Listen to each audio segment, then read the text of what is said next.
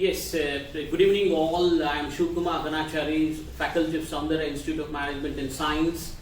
See, it's a great initiation of the institutions to learn something out of it from intellectuals and knowledgeable people. As a part of this, it's my great honor to interact with Professor Rajeev Gowda sir, and would like to learn from his insights and knowledge in the present situation.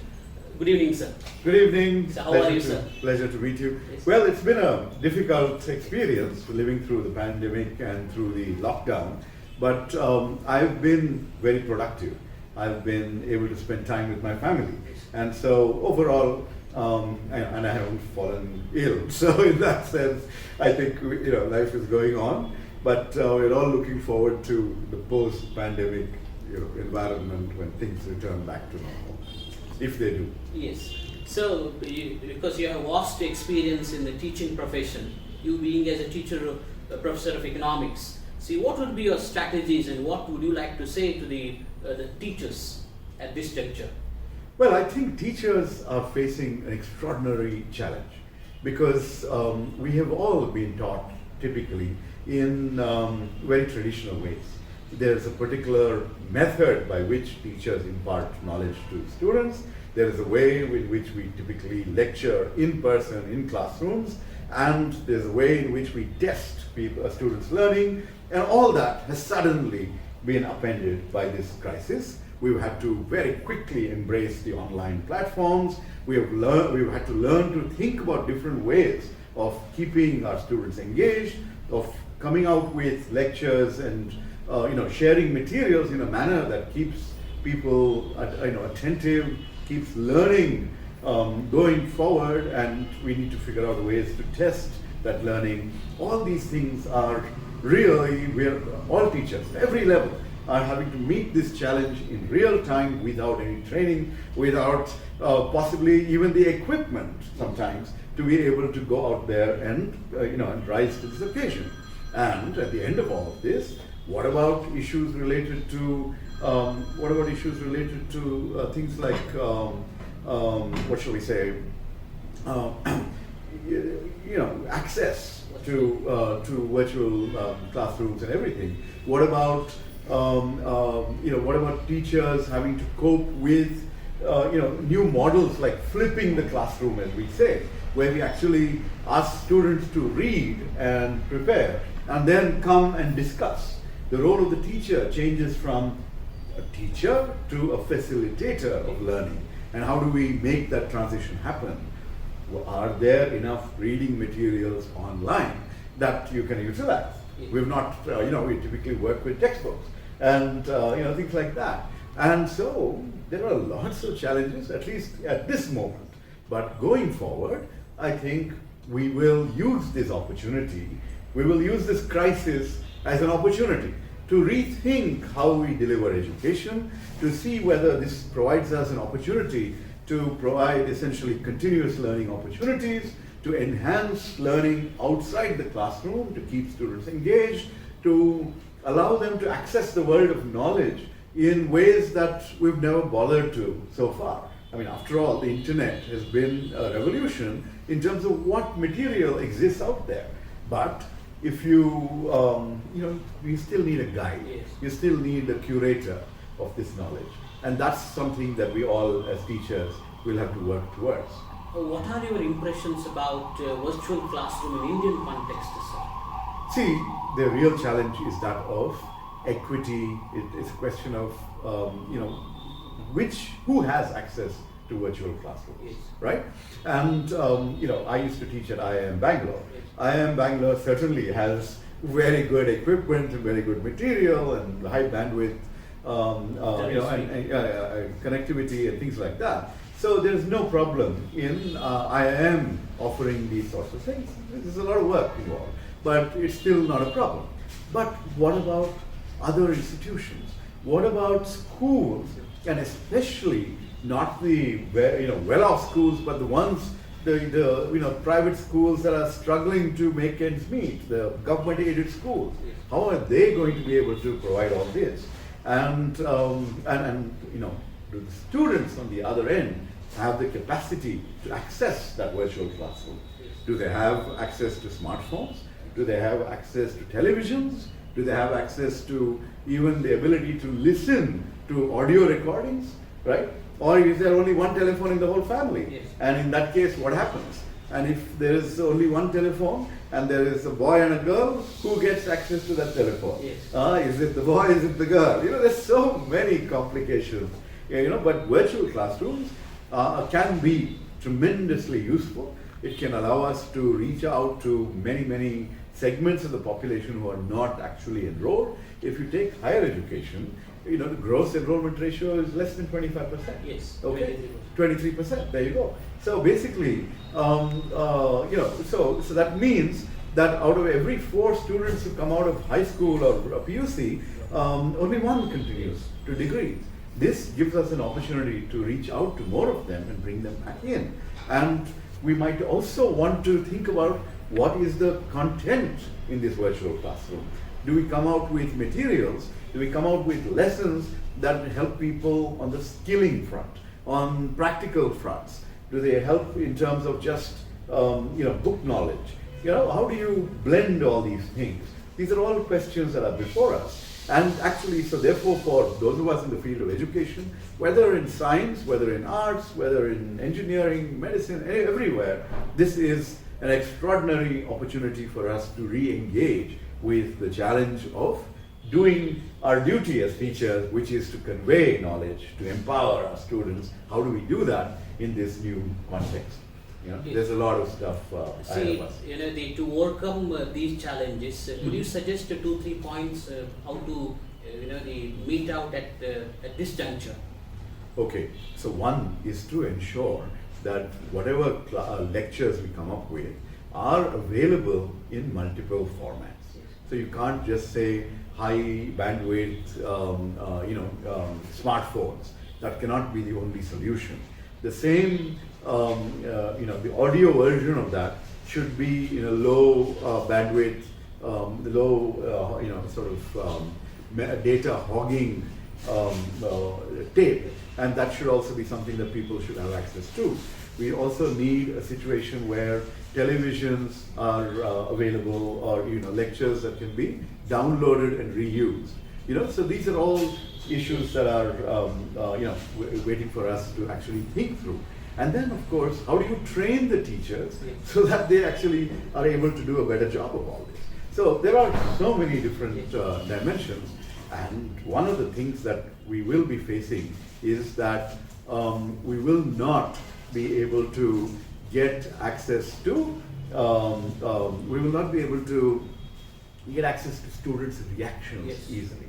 In a classroom, we understand who is not paying attention, who is distracted, how can you re-engage them. All this is not possible. Even in a Zoom session where 20 faces are visible to you, it's still not clear that the person may be looking at you but maybe watching something else on the computer at the same time. Who knows, right? So something else could be going on. So these are some of the challenges ahead of us. Rigorous educating is required, both the teachers and students are in. Right. Yes, sir. Mm-hmm. See, the present the report, the RISE report 2019. Right. Total 993 universities are there in India. Okay. Out of it, 393 universities are located in rural part of India. Okay. And out of 37,000 colleges, 63% of colleges are there in the rural part of India. But how to bridge the lacuna between urban and the rural areas? Yeah. So what we're discovering is that there is a huge lacuna, huge gap between the capabilities of urban and rural colleges and universities, partly because of the quality of infrastructure and things like that. So this could actually be an opportunity to level that playing field, to bridge a variety of digital divides. What are these digital divides? One digital divide is access to computers and technology. So we must make sure that even rural colleges and universities somehow have the basic technology to be able to engage with all this. For the teachers to have to record their lectures, for students to be able to access all these sorts of things. We need to think through that. Another digital divide has been the language of communication. Yes. Okay, we are communicating here in English right now, but ನಾವು ಕನ್ನಡದಲ್ಲಿ ಮಾತಾಡ್ಬೋದಾಗಿತ್ತು. ಕನ್ನಡದಲ್ಲಿ ಮಾತಾಡಿದ್ರೆ ಬೇರೆ ಸ್ಟೂಡೆಂಟ್ಸ್ಗೂ ಒಂದು ಅವಕಾಶ ಸಿಗ್ತಾ ಇತ್ತು. They would also have an opportunity to engage with this knowledge in a way that they may not easily access if all this information is purely in another language, right? I mean, I know English is something that we want to empower people with, but I'm saying that there may be ways in which you can, do blended lectures and things of that sort. So these multiple divides about accessing knowledge, those need to be overcome. They need to be bridged, and it is possible, thanks to this situation, that we may actually give better opportunities and access to rural students and teachers than we have been doing so far. Yes. Yeah. So that's the hope. See, yes, that's nice. See, what would you like to communicate to the educational institutions at this juncture, and how to handle the situation to overcome from the crisis? So, see, educational institutions have many different stakeholders. Yes. They have managements who have the difficult task of running an institution, paying salaries, and essentially making sure that that other stakeholders don't suffer in the process. And this is at a time when people will be saying, look, I don't want to pay fees if I'm not in a classroom. Or, can you pay people salaries when they're not necessarily here in terms of, physically they're not there in the class. Things like that. And, basically that's one set of stakeholders who have a basic challenge. Another set of stakeholders are teachers. How do they go about integrating with all, with all these changes? And how do you ensure that they don't feel overwhelmed? They are under pressure as well. They have to learn to cope with all this. They have to learn to deal with new learning and new communication methods, and they may have to work many hours longer than they ever had, because students may require a very different set of sort of hand holding and guidance and things like that.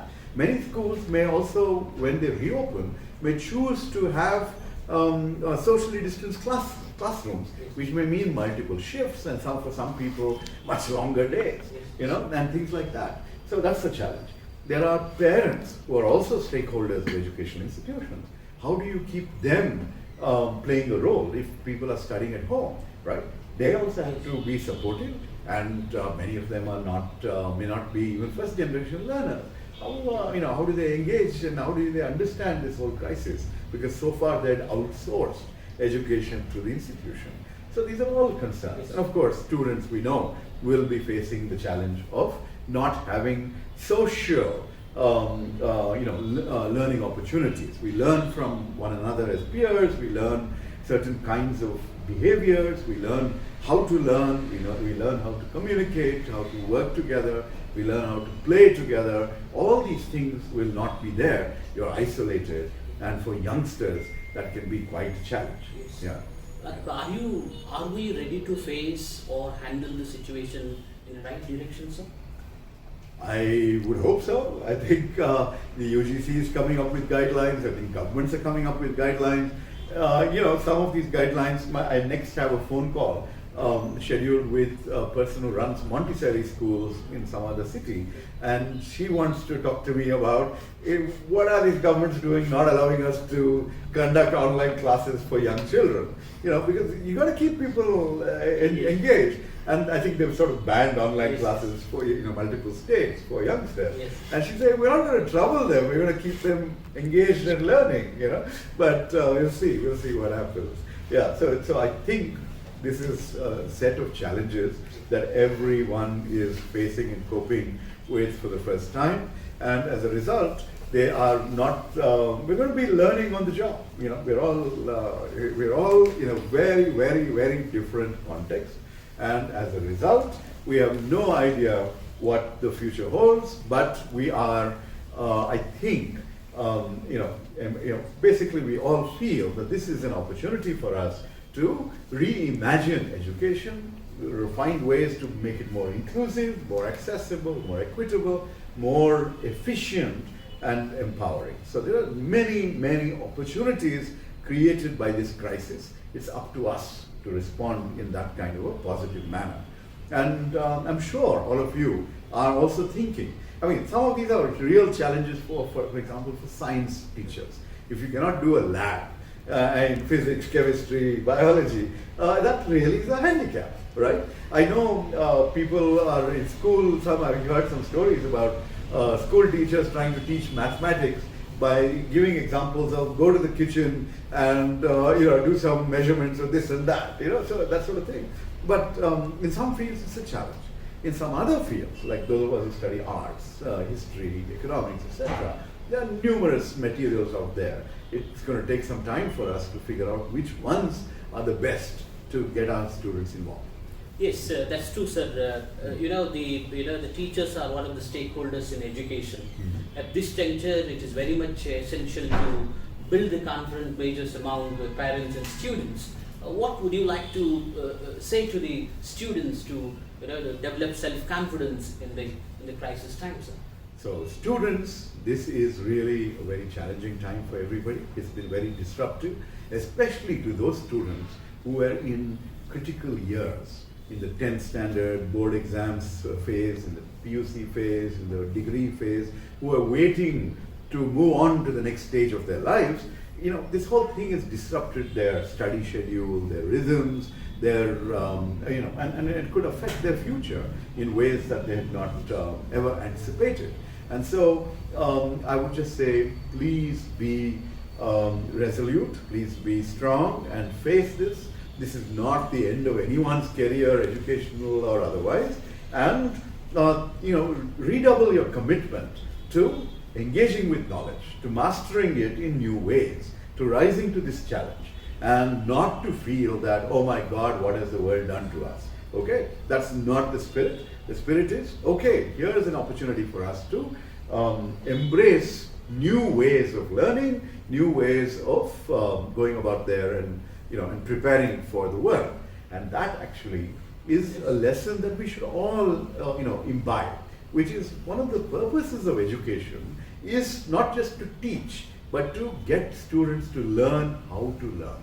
To learn, here is this knowledge. How do they engage with that? How do they pick up that knowledge and internalize it? How do they apply it in different contexts? How do you criticize what you see and understand the pluses and minuses of different kinds of information? All this requires critical thinking skills. It requires and this also is an opportunity for us to improve our creativity, right? If you say go out there and talk about what how are you going to be testing people? You're going to test knowledge in different ways. Teachers have to be creative, students have to be creative in how they work together. So I think it's possible. This is the dawn of a new normal, and we might be able to literally jump to a whole different level of quality, in terms of education and engaging with knowledge. That's good, sir. See, it's a common observations of the most of the educationists. There's a huge gap between industry and academia. See, as a result of that, the coming out of the students, graduating students are not able to get the employability skill. See, how do they minimize this gap, sir? See, employability skills there's a whole range of them, right? Some of them have to do with just professionalism, right? Basically being able to work in teams, being able to meet deadlines, being able to, just honor your commitments, and it will be able to do your job in doing what is expected. Just like us teachers are people who run institutions, etc. How we believe we have a duty, we have a responsibility, we achieve that. And if we are really good, we go beyond the call of duty and we do something beyond, really breakthrough. Okay. Now, so that is one part of these skills. A lot of this also has to do with soft skills, the ability to communicate, the ability to find solutions and research on one's own, the ability to make presentations, to take sort of an analysis and share that with the team. Okay, that to be able to have discussions. All these sorts of skills are skills that usually come on the job, right? Well, but they're also learnable in team environments, even in online, offline kinds of situations. And this may be an opportunity for us to do things that I actually say this in every college that I go to when I give lectures. Or give a graduation speech or something like that. I say that, look, it's very important, to have a different attitude. The attitude is not that, some colleges they'll say, sir, you went to IIM, I'm going to this school, we don't have access to this, we don't have access to that. I say, look, boss, this is the internet era, technology era. You actually have access to better teachers than even IIM has, right? The question is, are you going to engage with it? Do you have the discipline to sit and do those classes, right? Those sorts of things. But more than that, I tell them that, we've never thought about the world of work in a very careful manner. We train people and then we just throw them into the workplace. But why don't we, and if you actually look at traditional Indian families, at least in Bengaluru, people bring up their children wanting them to be engineers and doctors, right? I mean, that's the main agenda for them. And there's a whole world of careers out there. And so it's important. Maybe this is one of the things you can do, just like you're interviewing me. Use this opportunity to go to people from different professions and ask them, what is your profession all about? What's the ideal training? What's the day like in your job? Where are you going in your career? How does it make an impact in some broader sense, right? So say somebody working in a bank, somebody working in accounting, somebody working in a lab as a scientist, right? Now, what are these professions like? We don't know. In fact, the majority of people who are studying to be engineers and doctors, I'm sure they don't know anything about engineering. I mean, doctors, we know what doctors do, but most people have no idea what engineers, are technically supposed to do. And nowadays, anyway, everyone just focuses on writing code, but that's a different matter. People may be passionate about, civil engineering or materials, and there's so much out there. So these professions, what is a lawyer's life like, right? So many of your graduates who go on to get a law degree, perhaps, right? What do they do? What skills do they need in that workplace? How would they succeed? And for all you know, you might be able to find so many of your own graduates in different fields who can say, I went to Soundarya and now I'm doing this, I'm successful in this field. And so this is a way for them to give back. Normally you would have called them in to come and give a talk, now you bring them in different ways like this. So this is an opportunity to ask students to also go and investigate what different fields are like, what materials they need to know, various things like that. I mean, I'm making it all sound very easy. It's not. It's a lot of hard work. But I'm just saying there's an attitude that we need, which says that no obstacle is too high. We will overcome. That's what we will. Yes, sir, the more number of Indian youngsters are going abroad for higher studies. Even the data reveals that the more than 108 billion, the amount that normally the Western universities are gaining out of it. See, do you think this COVID really, they forced the Indian higher education system to restructure and rethink in terms of enriching the quality of its institutions? Yeah. So, the 108 billion may be a global figure. Yes. In India, I think we, quote unquote, export, yes. I think a few $1 billion worth of. 64 actually. That much, really? Yes. Okay. That's a lot of fees going abroad, And why do we do that? Because they have built very high quality institutions. They, especially, I myself have benefited from going to the Ivy League, and my younger brother is a graduate of Harvard, and we're all basically local boys from Bangalore. So the point is, what I'm trying to say is, there were opportunities, and we were able to seize them.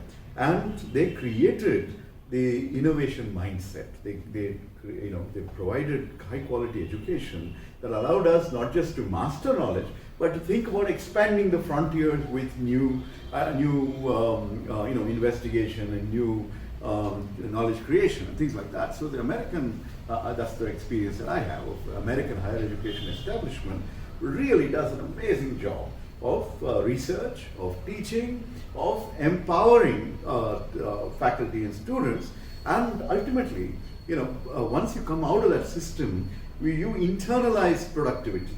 Frankly, we want to do more. Before you all came, I'm sitting now and saying, okay, can I write a book? Now that I'm not going back to Parliament, I have some time on my hands, and so let me write a book on how do we change the economy of India after learning the lessons of COVID.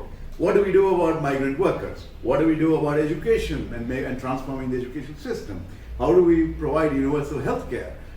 All these sorts of things. I mean, I literally have been writing an outline on my computer before you came. So basically why? I could be just sitting and saying, okay, I can take a break. But already our system in the Bandre now, we don't stop. ಮಾಡ್ತಾ ಇರ್ಬೇಕು, and we're going to be having an impact. That's the magic of that system. How do we bring that?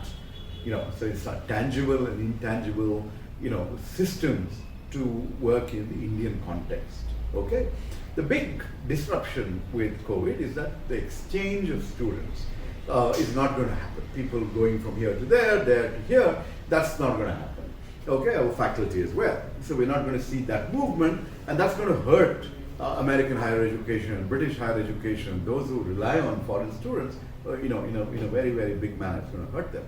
But this is an opportunity for us to, to revamp our own capabilities for the day when we may want to be able to be a better, we would be, in many ways, we have the potential, Indian universities, to provide world-class education in English at a very low cost. If you look at the business model of education, as you would call it, Western universities are very, very expensive. The same education can be given here at a much, much lower cost. Now, if we blend in technology and various other things, we can make Indian higher education much more accessible and much more attractive to others. And about 15 years ago, I'd written an article called Vishwa Vidyalaya, where I basically said, the word means education hub of the world. Why isn't India Vishwa Vidyalaya, the world's knowledge hub, right?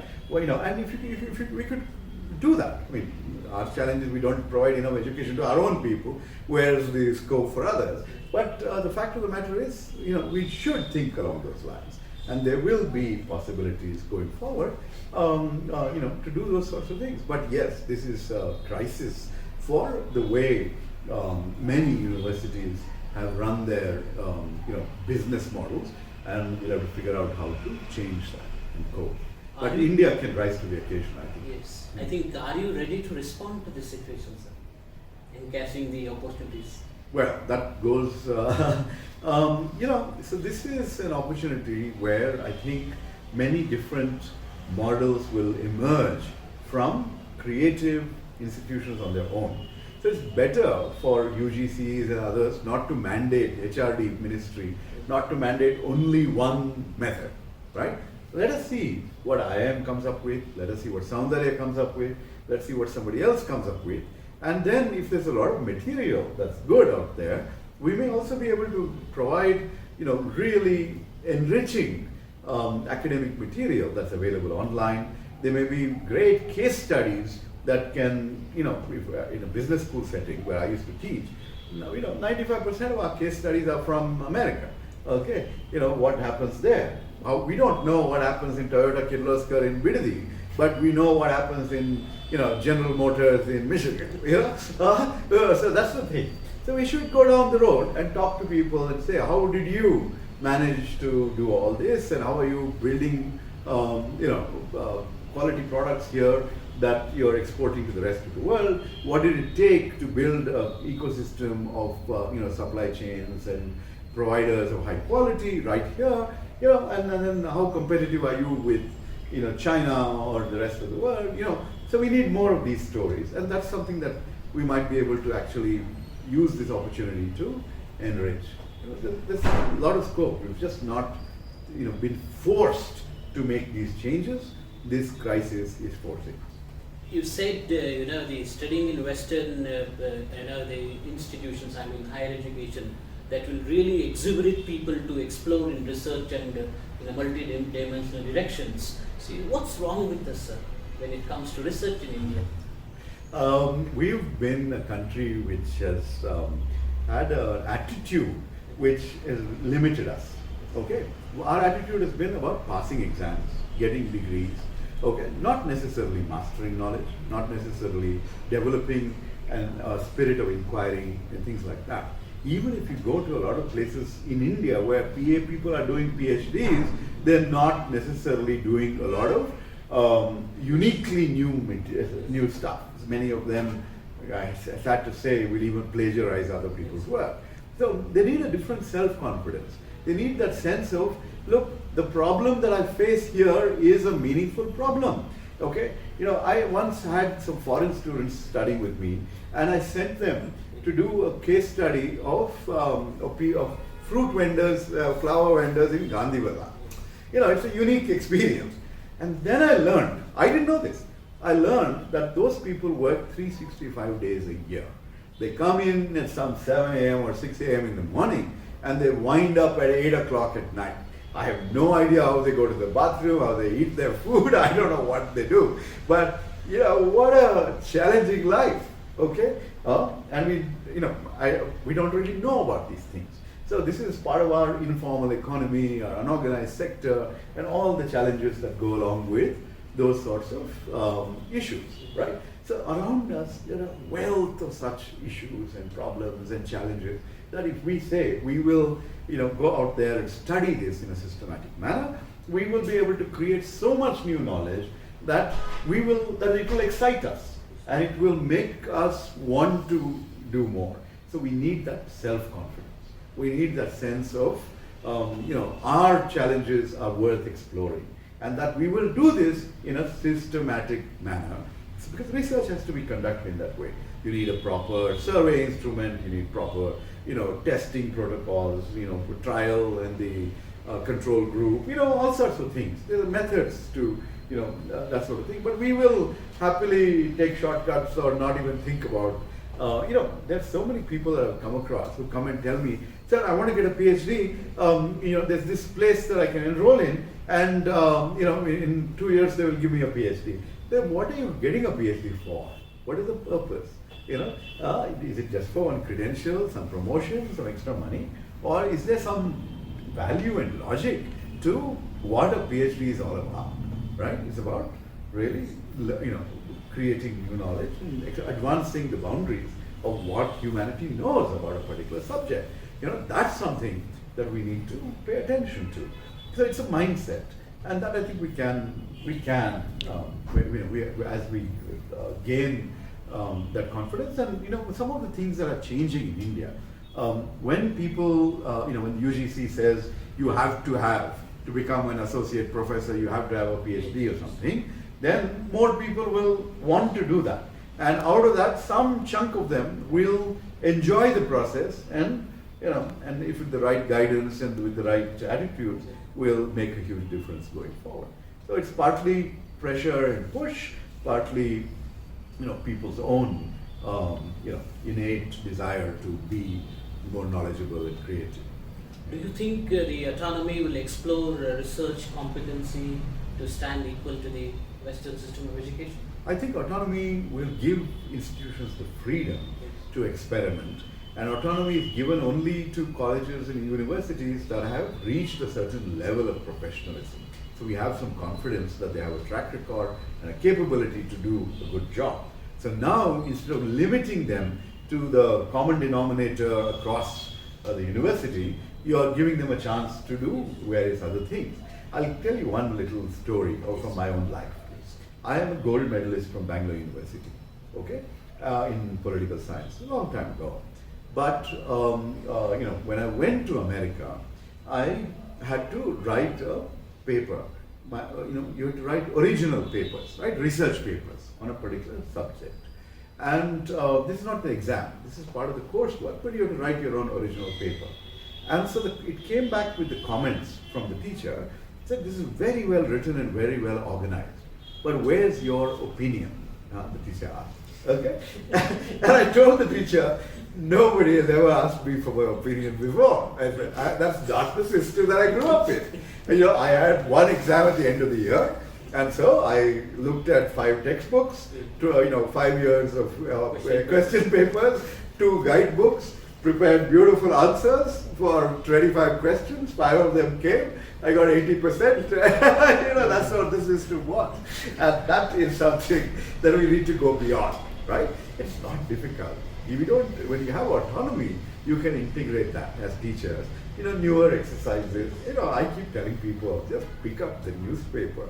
You don't know how much interesting stuff is sitting there waiting for you, And that's the sort of situation which we haven't really learned to. There's just so much out there, and we just need to learn to tap the resources available to us. None of us is poor in terms of access to interesting ideas and information. The world's out there in our hands, if only we knew it. Yeah. I mean, it's very much need of the hour to bring out the students from the rote making. From rote learning, from routine activities, from being, I'm doing this to please my parents, to just get a job. It's more about, look, each of us comes with so much potential. Our job as teachers is to unleash that potential in our students, and then we will feel good. It's like being a sculptor, taking a stone and turning that into a magnificent sculpture, right? That's what we are capable of as teachers. Truly, sir, from educations to slowly, I would like to ask a couple of questions on self-reliant India.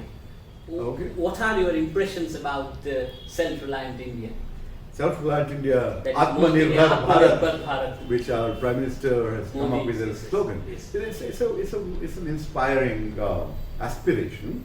It's something that Prime Minister Jawaharlal Nehru and others have been working on. India has been trying to be Atmanirbhar for a long time. In some domains, we became Atmanirbhar. When we became independent, we were a food shortage nation. Okay, even in the 60s, we used to import food from other, PL 480. We used to get food aid from other countries. Thanks to the Green Revolution, we have been able to change the situation, and we are now self-reliant in terms of food stocks. That doesn't mean that that food is reaching the poorest of the poor. There's still some challenges. Okay, but the concept of Atmanirbhar, as the Prime Minister has also clarified, or I think Mr. Amit Shah, the Home Minister, has clarified, doesn't mean that we're going to shut our doors to the rest of the world. It means that we will, we less reliant on the rest, we will produce what we need, but we will also produce at such quality that the rest of the world will want what we have, okay? And which we are also talking about in the context of education, right? So it's an aspiration, but to get there, we just have to change 1,000 things in how we approach how we go about things. There's this whole concept of ease of doing business. How do we do business? How do we, what kind of an environment do we operate in? Do we have, the proper logistics and infrastructure? Do we have the right regulations? Are people allowing us to do our thing, or are we being blocked and forced to give bribes? So there's a lot of complications in the environments that we're locked in. And but we are one of the largest young population economies in the world, and so we have tremendous potential, even India as a domestic market, to drive economic activity. There's such a huge market internally itself, and now with e-commerce and other things, if someone's living in a village is able to access the same goods and services that you and I are able to access in an urban setting. So there are lots of possibilities, but we need to commit ourselves to quality, we need to professionalism of various kinds, lowering of costs, empowering of people, making, one of the things that this crisis has revealed is about how badly we treat workers. We need migrant workers, but we don't give them basic facilities, basic salaries, and then when they're in trouble, we just abandoned them and made them walk, hundreds of miles home. Very, very tragic. So basically, it's a nice slogan. It's aimed at giving us some boost, and some confidence. But that boost at this point in time needed financial support. Okay? We all need a safety net. The poor need to know where their next income is coming from, because a lot of people have lost jobs due to the lockdown. A lot of people are worried about healthcare, because the whole crisis has, showed how limited we are in terms of our facilities, right? So there's so many challenges, and so we need to figure out how we're going to deal with all that. And the other part of it is that we have been so dependent in a globalized world on inputs from elsewhere. China provides all kinds of what are called active pharmaceutical, ingredients. Okay. Yes.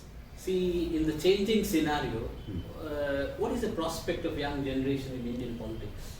Oh, that is an interesting question. We've just elected members of the Rajya Sabha who are in their 70s and 80s. And,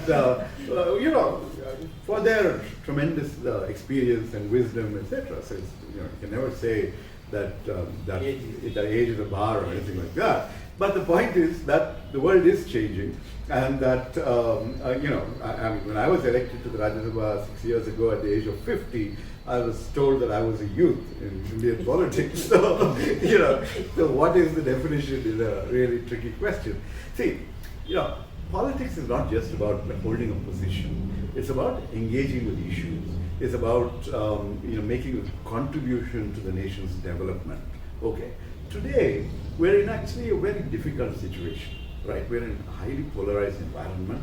When you turn on the TV, you want to turn it off because there are people just shouting and making a noise and calling people names, and everyone who doesn't agree with you is a traitor, and it's a very, very, very nasty environment. And there's so much fake news and mud that's being thrown. It makes makes life. It's not making for a congenial public discourse and issues, right? And so it's important for youth to engage with politics in the sense of paying attention to issues, participating by voting, participating by also contributing time and energy to candidates that they'd like to support, by helping elected officials do a better job, reporting to them, this is what's going on, here's the garbage problem, here's, Bangalore has some amazing stories of communities that have saved lakes, for example, from pollution. And sometimes when I give a lecture to students, I once gave a lecture to, in Dayana College, the students who are doing who are part of some water engineering related subjects, civil engineering and water related issues. And I told them, it's not just about learning in the classroom, okay? I said, go 15-20 minutes from where you are and you will discover that there's a river called the Rishabhavati that starts here in Baswangudi. And by the time it reaches the Kaveri or Arkavati, whatever it joins, and then the Kaveri ultimately, if you go by Mysore Road, you will see how polluted it is. Okay? Recently, during the lockdown, we saw pictures which said, hey, Vishwabharati is without pollution, right? So obviously there are sources out there that are messing up a water source, right? We have seen in Bangalore a lake catching fire, right? Okay? So I was telling them, it's not only about what you learn in the classroom. If you are people interested in water and and civil engineering, go out there and solve these problems. Investigate where this pollution is coming from. And when you do that, you're not just being an active student, you're being an active citizen, you're being more impactful than a politician can be in the sense of transforming the future of your neighborhood and everything else. Okay? So that's the sort of thing, nobody should just say, I need to get elected to achieve something. Each and every one of us are political participants in different ways, and we should remember that and make a difference. But we should also really avoid the kind of negativity that exists and has been worse in recent times in India, where we label people based on their looks, their religion, their color, whatever, and create divides and hostility. And there were some years ago there was a fake news saying that people from the northeast in India will be beaten up in Bangalore. And so a huge number of people went back. Okay? That was one. First, it was fake news. And second, why were people being targeted? As if they had something to do with China. Okay? These are our own, people, citizens from the northeast. They just look different from us. Okay? Right? And so that's the sort of situation that we face. In the last 1 year, we've seen all kinds of horrible stories about different religions and the kind of hostility that we've seen. This is not how we go about being, citizens of one complex, diverse country. And so we've got to learn how to be, how to embrace the diversity and to celebrate what's the best that all of us can bring to the table. Yes. Yeah. So last couple of questions, sir. Sure. You being as a professor and part of policy making, which is the toughest job, sir? Oh, well, I'll tell you that in the last 6 years as a member of parliament, the toughest job has been to make an impact on policy. Okay? I've been in the opposition. I've been able to raise questions and concerns about various issues. Sometimes the nature of how the debate goes, the majority-minority issues, you may not get that much of an impact. Okay? Recently, I was just reading an article by somebody saying India needs an anti-discrimination law. Okay? And I had introduced an amendment like that into the Real Estate Regulation Act. And our current Vice President, who was Urban Development Minister, piloting the bill, he told me, no, it's constitutionally provided, don't worry, we'll take care of that, and asked me to withdraw my amendment, which I did. But obviously the need is still there. But recently, there was a bill in Parliament, in the Rajya Sabha, called the surrogacy bill. This is about what is called surrogate pregnancy, yes. right? A woman cannot have a baby. So what they do is they will use their in vitro fertilization or something like that. They will take the egg and the sperm and fertilize that and implant in another woman who will bring the baby to birth and then give the baby back to the family. This has become a rent-a-womb racket in places like Gujarat and all that. It's become a big business, okay, and which women's health would suffer and all that. So this was being regulated, okay. But the bill had already passed the Lok Sabha, it come to the Rajya Sabha. I was the lead speaker from the opposition. And the way Parliament works, the first speaker on a bill, is the opposition. Okay, we initiate the debate, it's called. And so I initiated it with a lot of serious, constructive criticisms. Others also spoke like that. At the end of it all, the government agreed to set up a committee to revamp the bill, to rewrite the bill. And they asked me to submit my inputs and all that. And they ultimately improved the bill. So at the end of that process, I'm feeling happy that I actually had a real tangible impact on legislation, which may make a difference, right? The other thing is sometimes it doesn't work. For example, they banned something called e-cigarettes. Okay, they banned it. And as the lead speaker from the opposition, I had said, look, this is something that is an alternative for people who are smokers. This is much less harmful, as far as we know, to actual tobacco consumption. So you let this be for people who want to phase out of smoking. Let it be sold only in pharmacies, on a prescription if need be, right? And the minister said, no, we raided a school and school children had these e-cigarettes in their bag. And I told the minister, if they don't have, children like to experiment. If they don't have the e-cigarettes, they have cigarettes. It's worse. It's worse. So what the hell are you doing? Okay, but they didn't agree and they banned it. So I'm just saying, sometimes we get people listening, sometimes they don't. There's some issue that I've been pursuing from before I became an MP. In 2008, I held a workshop for ministers and MLAs and all that, saying we need suburban rail for Bangalore. So what I mean is, we have all these regular railway tracks. Run more trains such that you can go from Chikmanawara to Whitefield in 20 minutes, right? Rather than 2 hours that it takes today. So it will change the nature of commuting, it will change, everything like that. And the infrastructure is already there, right? And in 6 years, we've made some progress. The government has announced budgets and things like that. There's been some movement in terms of improving signaling, doubling of tracks, but we have not, I cannot say that I've seen the light of I have traveled by suburban rail or something like that. And the thing is, it can also benefit the neighborhood. Ilinda, we can go to Mandya. Someone can live in Bangalore, go there, practice, teach, whatever, and still come back, right, during the same day. So it can really change what's available to the whole, neighborhood.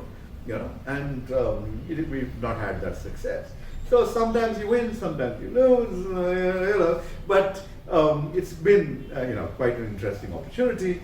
I also, comment on the air, write in newspapers.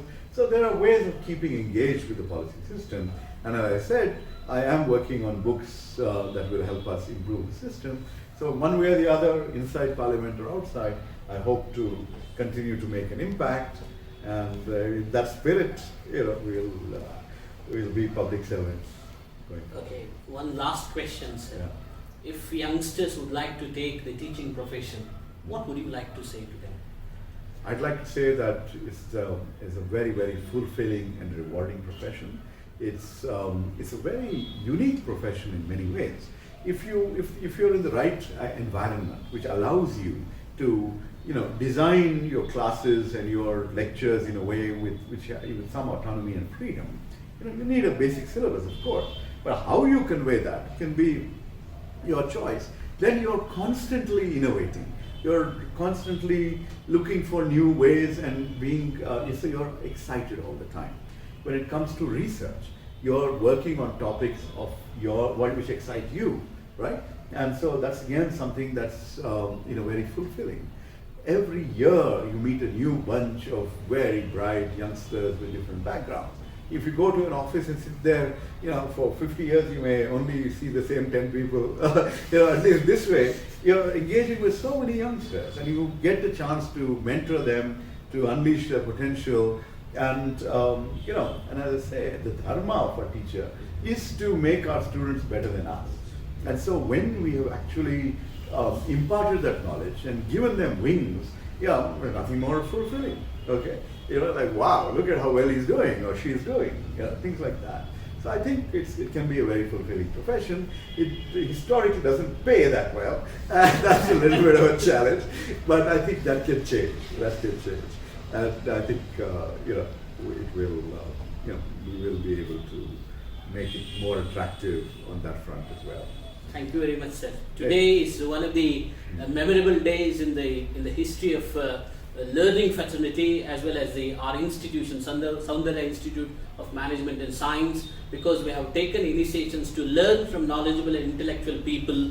See, out of it, I quote one of the sayings of Robert Frost: "Woods are lovely, dark and deep, but I have promised to keep, and miles to go before I sleep, and miles to go before I sleep." Thank you very much, sir. Thank you. Thank you so much.